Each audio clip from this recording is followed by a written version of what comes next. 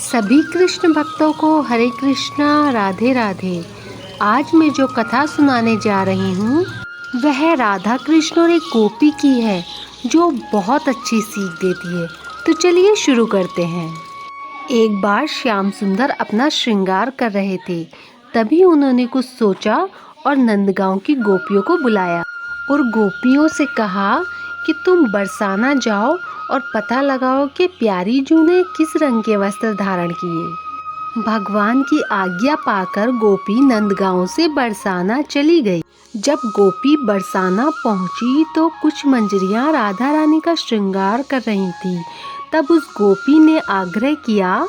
राधा रानी की मंजरियों ने कहा कि कोई एक ही गोपी अंदर जाकर श्री जी को देखे। जब गोपी अंदर गई तो उसने राधा रानी को देखा और बिना पलक के झपकाए उनको देखती रही और अपने नेत्र बंद कर ली। जब गोपी बाहर आई तो उससे सखियों ने पूछा कि बता प्यारी जू कैसी दिख रही है। उसने कहा कि मुझे नंदगांव ले चलो, मैं श्याम सुंदर के सामने ही प्यारी जू के श्रृंगार का वर्णन करूंगी। तभी सखियां उसको बरसाना ले आईं। फिर श्याम सुंदर ने पूछा, बताओ सखी, श्री राधा प्यारी कैसी दिख रही हैं? तभी गोपी ने श्याम सुंदर के सामने खड़े होकर अपने नेत्र खोल दिए। श्याम सुंदर बिना पल के झपकाए गोपी की आंखों में लगातार देखते रहे और कहने लगे, कितना अद्भुत भाव है, कितना समर्पित भाव है। ऐसा भाव तो ब्रज की गोपिकाएं ही कर सकती हैं। अपनी प्राण प्यारी की झलक पाकर श्याम सुंदर उस गोपी के नेत्रों में ही खो गए। श्याम सुंदर उस गोपी को अचेतन निहारते रहते हैं और उस गोपी पे बलिहारी जाते हैं। बोलते हैं, तू धन्य है गोपी और तेरा प्रेम भी धन्य है। तूने तो नंदगांव में ही बरसाना दिखा दिया।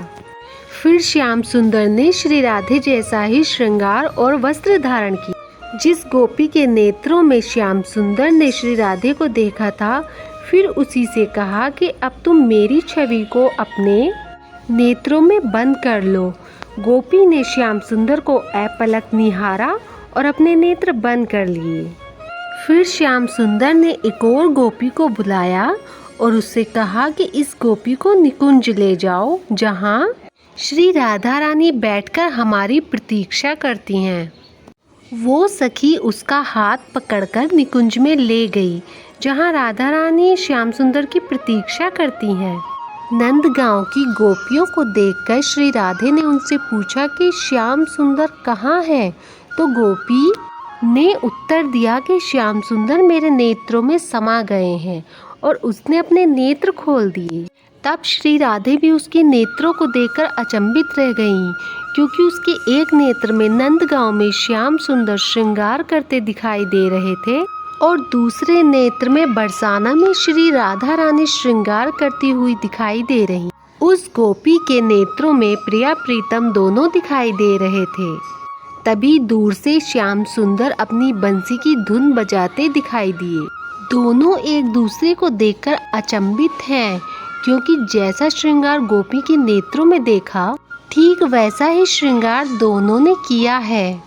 श्री राधा उस गोपी से प्रसन्न होकर अपना हीरो जड़ित हार उस गोपी को पहना देती हैं और कहती हैं, तू धन्य है गोपी और तेरा प्रेम भी धन्य है। तूने तो मुझे और श्याम सुंदर को अपने नेत्रों में ही बसा लिया है। प्यारी गोपी की ये कथा हमें एक सीख देती है कि अगर हमारी भावनाएं पवित्र हैं तो अपने परमेश्वर और इष्ट को अपने मन में और अपने नेत्रों में बसाया जा सकता है। प्यारी गोपी की ये कथा आपको कैसी लगी मुझे कमेंट बॉक्स में ज़रूर बताइएगा। हरे कृष्णा राधे राधे, जय जय श्री राधे।